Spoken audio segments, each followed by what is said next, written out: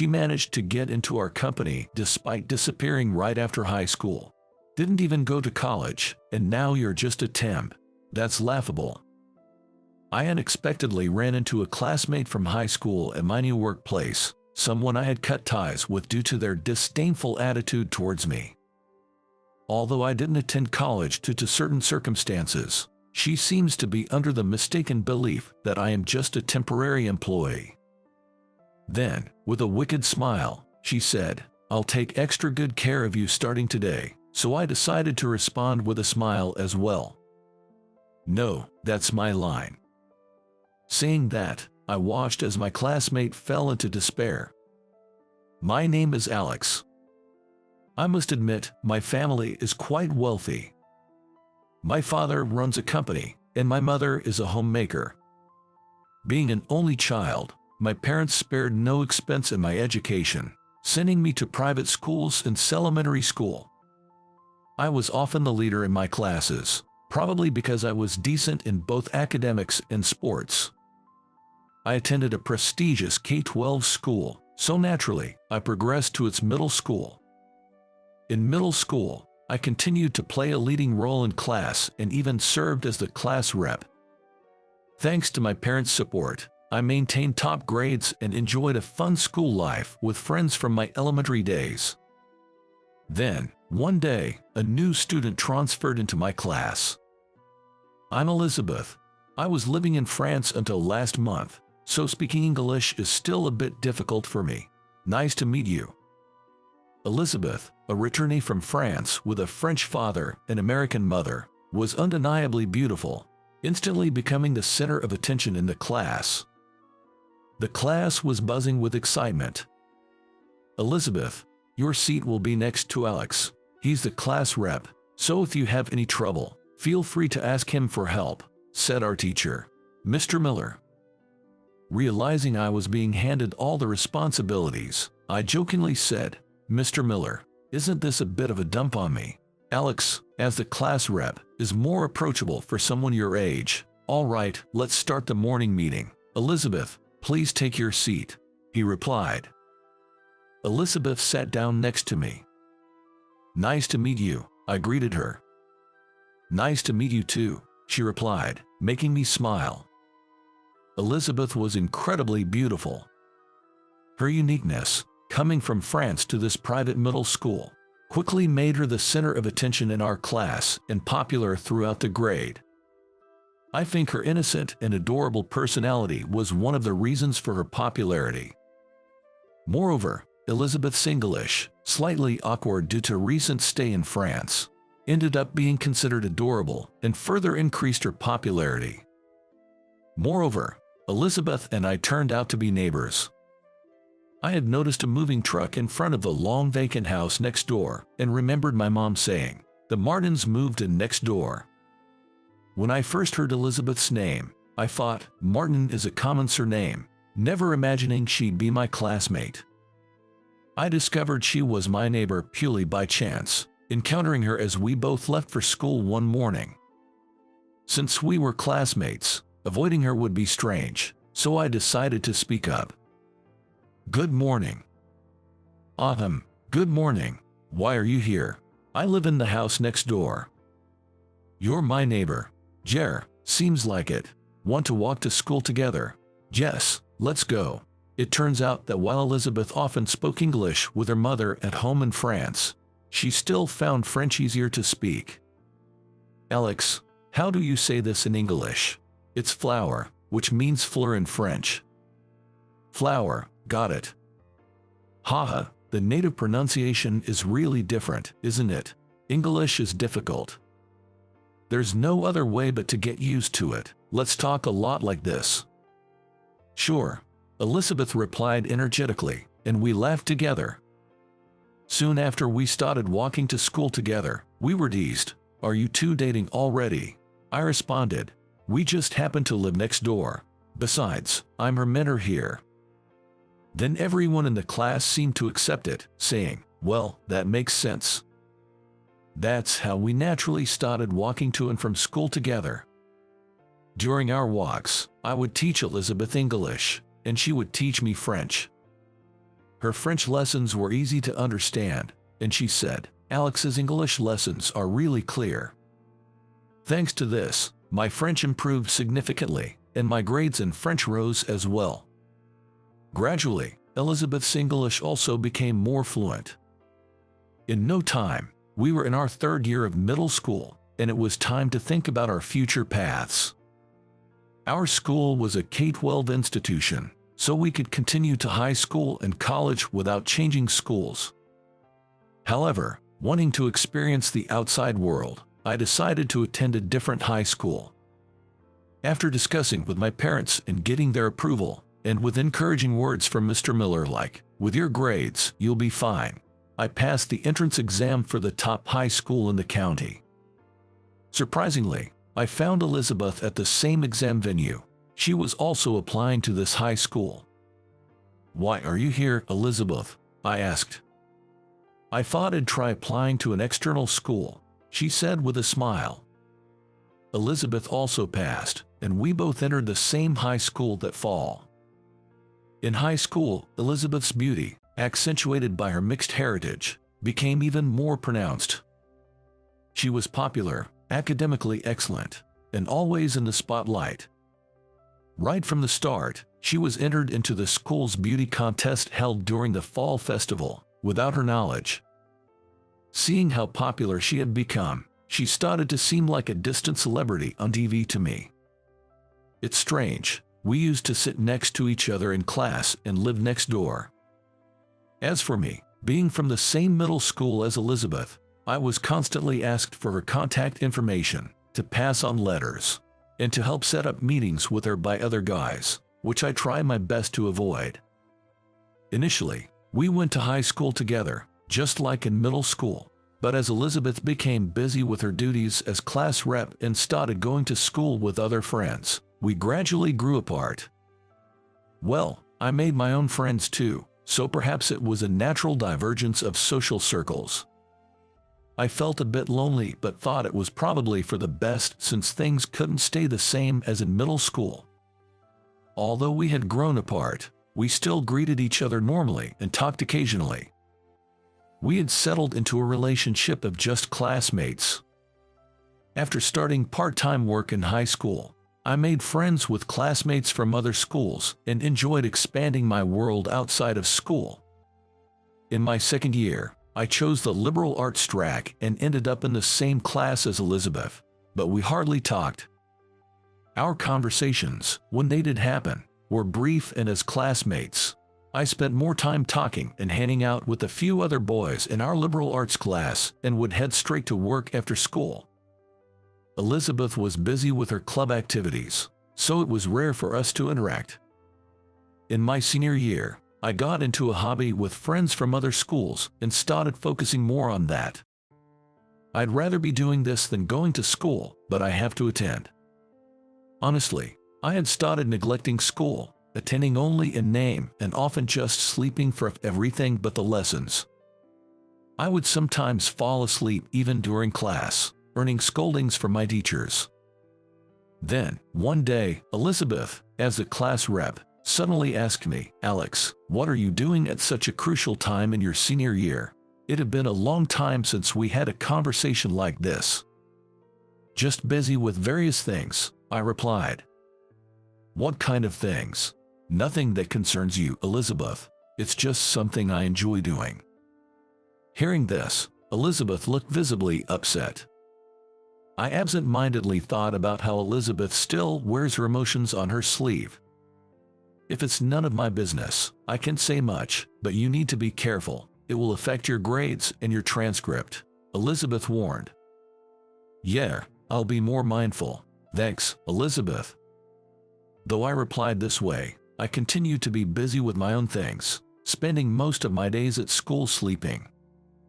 We overcame the midterms and finals, and then it was summer break. While everyone else was attending summer courses as part of their university entrance exam preparations, I didn't attend any and spent my time immersed in part-time work. During this period, I rarely went home, so I didn't attend school either. I received messages from Elizabeth and other classmates asking, "Aren't you taking the summer courses? However, I only replied, "I'm too busy with various things to attend." Then, when September arrived and summer break ended, as I entered the classroom saying, "Good morning," Elizabeth appeared in front of me. "Alex, what do you mean by not attending any of the summer classes?" she exclaimed. "Huh? You were the only one in our class who didn't attend. What were you doing while everyone else was working hard?" I didn't quite understand why Elizabeth was so upset about me not attending the classes, but I decided to be honest about what I had decided over the summer. "I've decided not to go to college. There's something I want to do after graduating from high school, so I'm going to pursue that." Elizabeth looked at me, astonished. "I can't believe it. You're always sleeping in class, and now you're not even considering college. I never thought you were such a slothful person." "Slothful? Going to college isn't everything in life. Besides, I can always go to college if I feel like it, but right now, I want to focus on what I really want to do." Life isn't that easy. It won't just work out like that. Elizabeth seemed on the verge of tears as she said this. I didn't understand why she was getting so emotional, but I was well aware that life isn't easy. "I know. That's why I'm working hard right now, preparing so I don't fail," I replied, but Elizabeth gave me a sharp look and returned to her seat. After that, Elizabeth never spoke to me again. Later, I heard from her mother that Elizabeth got into a famous national university. It seems that all of my classmates, except for me, got accepted into universities. My teacher, Mr. Anderson, repeatedly suggested, "Alex, you should consider going to college too," but I consistently declined. Eventually, I graduated from high school and left home. 10 years passed, and I was now 28. Since then, I had been following my own path, achieved my goals, and was working every day. And today, I am at my new workplace. I was excited to be working somewhere different from where I had been previously employed. I wondered about my new colleagues, hoping they would be good people. As I was thinking this, "Alex," someone called my name. I turned around to see my colleague, Michael. "Michael, good to see you looking well." "Of course, man. You too." Michael, whom I hadn't seen in a while, playfully slapped my shoulder, and I returned the gesture. "What brings you here, busy as you are? I thought I'd give you a tour of the office." "Really, you?" "Yeah, I'm the most knowledgeable about this place. Let's go, newbie." "I'm not a newbie." We laughed as Michael showed me around the office. Although the company has its own cafeteria, I wanted to see what was around the office. During the lunch break, I walked around and found a nearby cafe. It seemed they had a lunch menu. "Perfect, I'll eat here," I thought to myself. I decided to enter the cafe. After being seated and ordering from the lunch menu, I was checking my phone when, could it be, Alex? I heard my name and looked up to see a woman standing there. She had beautiful features and somewhat resembled Elizabeth, my childhood friend. But it's been nearly 10 years since I last saw Elizabeth, so I had no idea how she might look now. "Why do you know my name?" "It's me, Elizabeth. We were together in high school, remember?" "Really, Elizabeth?" I stood up in surprise. "Yes, I'm Elizabeth. I wasn't sure if you were really Alex either." "I'm surprised you recognized me. I just thought you looked similar," Elizabeth said with a laugh. Somehow, it felt like a long time since I had seen Elizabeth smile. It was not just because it had been a long time since we met, but I felt like I hadn't seen her smile much. "But why are you here?" "Oh, I just transferred to a company nearby today." "Which company?" "Well, do you know Moon World? That's where I'm working now."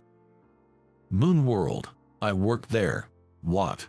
I had no idea Elizabeth was an employee in my company. It was completely unexpected. "Come to think of it, I heard a new guy was starting today. Could that be you?" "Maybe so."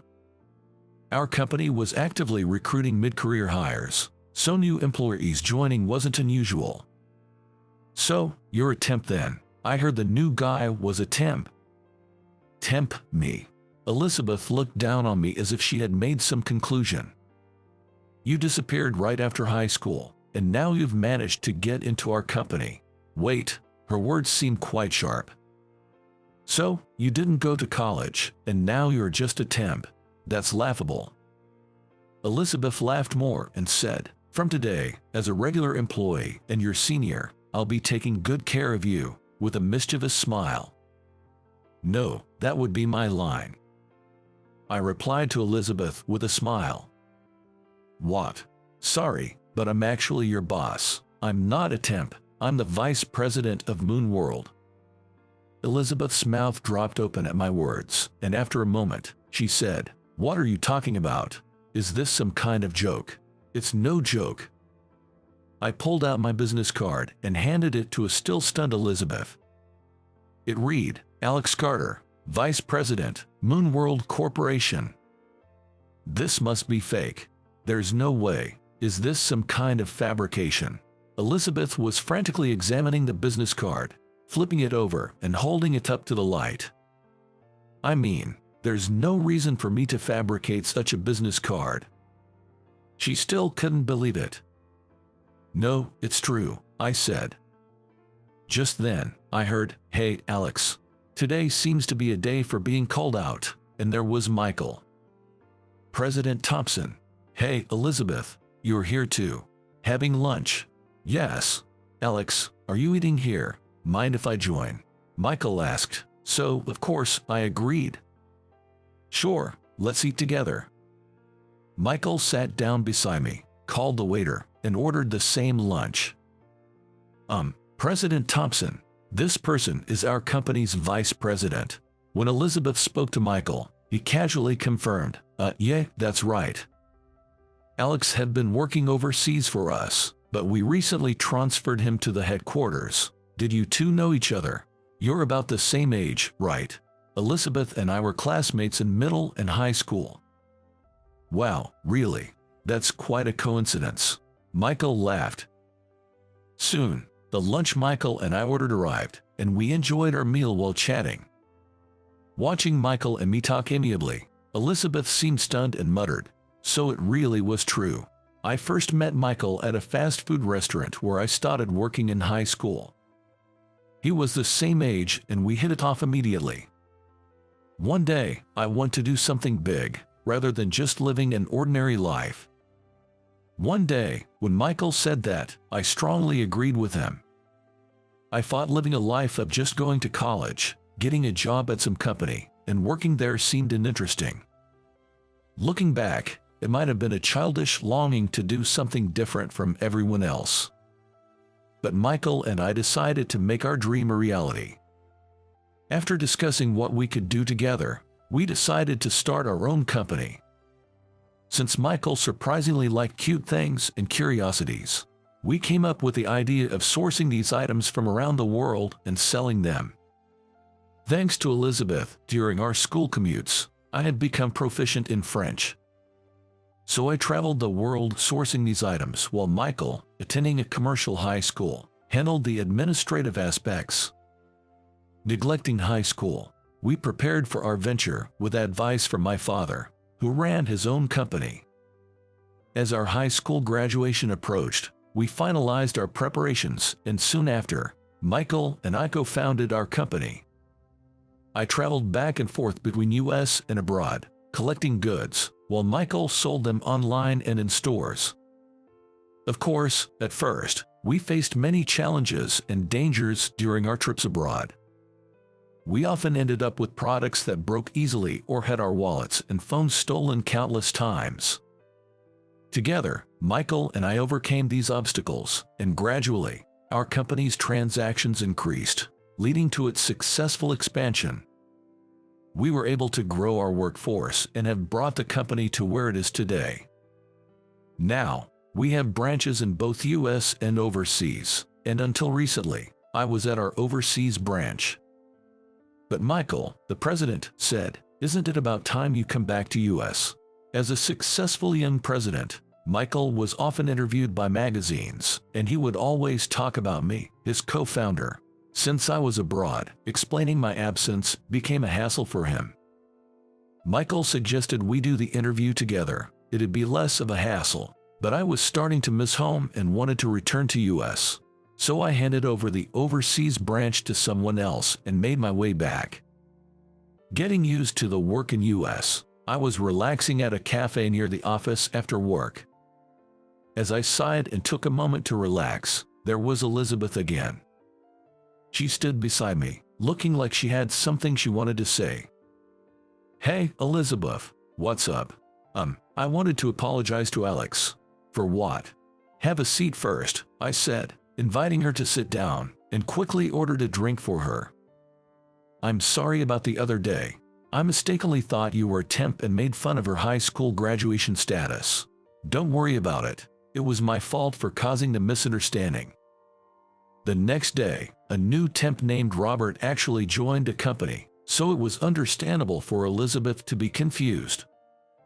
"And in high school, I said you were a slothful person without really knowing anything about you." "Oh, did you say that?" "Now that I can say it, I've always liked you, Alex." "What, really?" I was genuinely surprised by Elizabeth's sudden confession. "I was happy when you were kind to me after I transferred, and I really enjoyed walking to and from school with you. That's why I followed you to the same high school, but we started drifting apart, right? In our second year, when we were in the same class, I thought we could get closer again, but you were always sleeping in school, and we hardly talked. It felt like you drifted away, and I felt somewhat betrayed. It was all my selfish feelings, though." So Elizabeth felt the same way back then. "I thought maybe if we went to the same university, we could spend time together again, but then you said you weren't going to college, and I got really upset. That's why I said life isn't easy and called you slothful. I regret it now." Elizabeth's voice turned formal towards the end, making me laugh. "And even though you were always sleeping in school, you were always at the top of the class, which I thought. I made sure to stay awake in class in high school, and I didn't want to get scolded for bad grades. Despite how it looks, I did study on my own. My parents said I could do whatever I wanted as long as I graduated from high school, so I kept my grades at least at a minimum level." I reminisced. "Those days were tough, juggling startup preparations, studies, and part-time work. But they were fulfilling. High school teachers don't say much as long as your grades are good. Yeah, but they kept asking me to go to college. Of course, they would. A top student not going to college would be a big deal for a prestigious school. Actually, Mr. Anderson even asked me to persuade you to go to college," Elizabeth said. "Mr. Anderson asked you to. He must have been really desperate." Elizabeth and I then had a lively conversation, filling in the time we missed talking to each other in high school. I noticed in high school how Elizabeth was becoming more popular, and it felt like she was moving away from me. Hearing this, Elizabeth murmured, "I wonder if we wouldn't have drifted apart if we had been more honest with our feelings back then." Maybe. I wondered how Elizabeth would have reacted if I had told her back then, "Actually, I'm starting a business." Would she have supported me? Or would she have advised me to give up on that idea? After a brief silence, "Hey, Elizabeth, how about we start over as friends again?" "What?" "I was really happy about your confession. We drifted apart in high school, even as friends, but I've been thinking, I want to enjoy spending time with you again," I said. Elizabeth nodded in tears at my words. "Yeah, let's start over." From then on, Elizabeth and I began spending time together again as colleagues and friends. We went out for meals together, sometimes with Michael and other employees, and even hung out as a group. Elizabeth was just as innocently charming as before. Despite occasional arguments, I enjoyed the days spent with her. Eventually, I realized I liked Elizabeth and wanted to be with her more. The deciding factor was when a tipsy Elizabeth said one night, "The happiest time of my life was walking to and from school with you in middle school." Really? Even when I dated others, I always thought the happiest time was when I spent time with you, she confessed. I was genuinely touched, realizing she had such feelings for me. Since I knew Elizabeth was single, during one of our dinners, I decided to confess. Spending time as friends, I've realized I like you, Elizabeth. Will you go out with me? I asked. Yes, Elizabeth quickly nodded, and we started dating. About a year later, today marks the first anniversary of Elizabeth and my relationship. I decided to propose to Elizabeth today, planning the ultimate classic proposal. The venue is a restaurant with a beautiful night view. I meticulously planned the surprise proposal, coordinating everything with the restaurant staff. Midway through the meal, I excused myself to change into a tuxedo. I thought I might be overdoing it with the attire, but it's a special occasion, so I encouraged myself. Then, returning to our table, I knelt before Elizabeth and said, "Elizabeth, I will make you happy forever. Will you marry me?" Elizabeth nodded, tears in her eyes, and said, "Yes, I'd be honored." Having once prioritized my own ambitions and lost something important, I was grateful for the chance to start over and find happiness like this. Moving forward, I want to make spending time with Elizabeth my top priority. Although I'm still young and might make mistakes in prioritizing, Elizabeth might too. This time, we intend to avoid drifting apart, openly sharing our thoughts and walking for life together.